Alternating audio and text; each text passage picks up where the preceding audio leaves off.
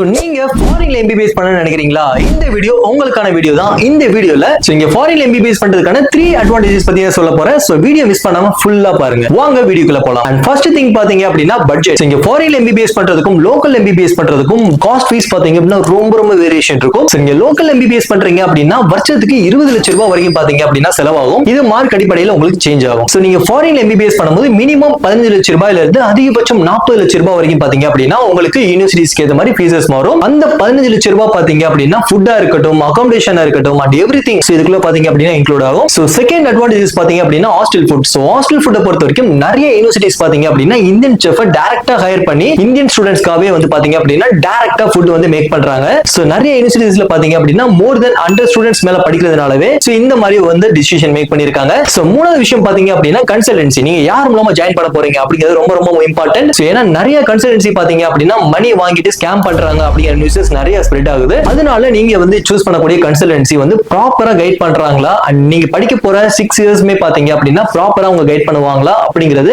கண்டிப்பா அனலைஸ் பண்ணி தான் நீங்க வந்து அமௌண்ட் கொடுக்கணும். இது எப்படி போய் நான் சூஸ் பண்றது அப்படிங்கிற டவுட் இருந்தது அப்படின்னா நான் கீழே நம்பர் கொடுத்திருக்கேன். அந்த நம்பருக்கு டைரக்டா கான்டாக்ட் பண்ணுங்க. இவங்களோட ஆபீஸ் பாத்தீங்க அப்படின்னா ஆல்மோஸ்ட் 30 ஆபீஸ் பாத்தீங்க அப்படின்னா ஆல் ஓவர் தமிழ்நாடு ஃபுல்லா இருக்கு. இவங்க டைரக்டா வந்து பேரண்டோட பேசி அவங்களுக்கு எந்தெந்த கண்ட்ரில என்னென்ன ஃபீஸஸ் போயிட்டு இருக்கு அண்ட் அந்த கண்ட்ரில எந்த மாதிரி யூனிவர்சிட்டிஸ் பெஸ்டா இருக்கும் அண்ட் அந்த யூனிவர்சிட்டில படிச்ச எந்த மாதிரி வேல்யூ இருக்கு, நீங்க பாஸ்போர்ட் அப்ளை பண்றதுல இருந்து நீங்க படிக்க போற 6 வருஷமும் உங்களோட இருந்து கைட் பண்ணுவாங்க. சோ கீழே உள்ள நம்பருக்கு கான்டாக்ட் பண்ணி கேட்டு தெரிஞ்சுக்கோங்க. இந்த ஒரு வாய்ப்பை நீங்க கண்டிப்பா யூட்டிலைஸ் பண்ணுவீங்க நம்புறேன். தேங்க்யூ.